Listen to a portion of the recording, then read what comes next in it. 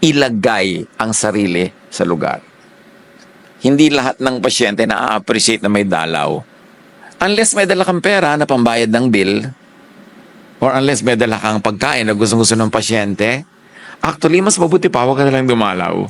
Unless talagang gustong-gusto kanyang makita, at alam mo yon, sure ka, pero maraming dalaw, abala sa pasyente. Abala sa tulog niya, abala sa kanyang privacy. Kasi syempre, kung pasyente ka naman, hindi ka laging presentable. Tapos ikaw naman, hindi ka naman talaga ka-close, hindi ka kaano-ano, tapos nandun ka. Syempre, yung pasyente, magsisikap mag-ayos kahit papano. Dahil hindi ka naman ka-close eh. Ayaw naman niyang makita mo siyang gano'n ng itsura. Tapos pagtangin mo pa, so, pag nakita mo siya, mukha kang bangkay. Ano nangyari siya? Maraming ganyan mga takless na mga dalaw. Nakaka-depress lang lalo. Ako nga minsan true confessions. Meron tayong isang listener dati sa program sa radyo na nagpasabi, malapit na daw, sumakabilang buhay. Gusto daw akong makita muna. Sabi ko, basta hindi ako isasama. So pumunta ako doon sa ospital, sa Cavite.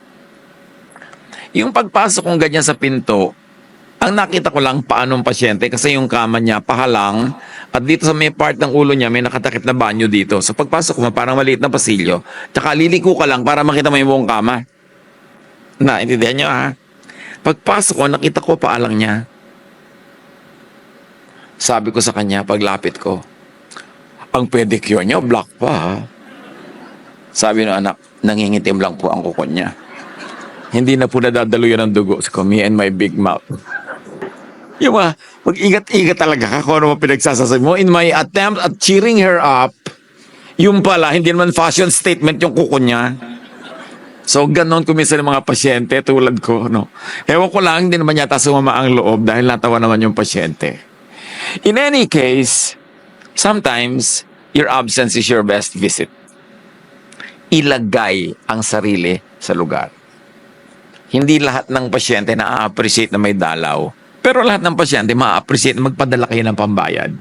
Sa ospital, yun ang magandang dalaw.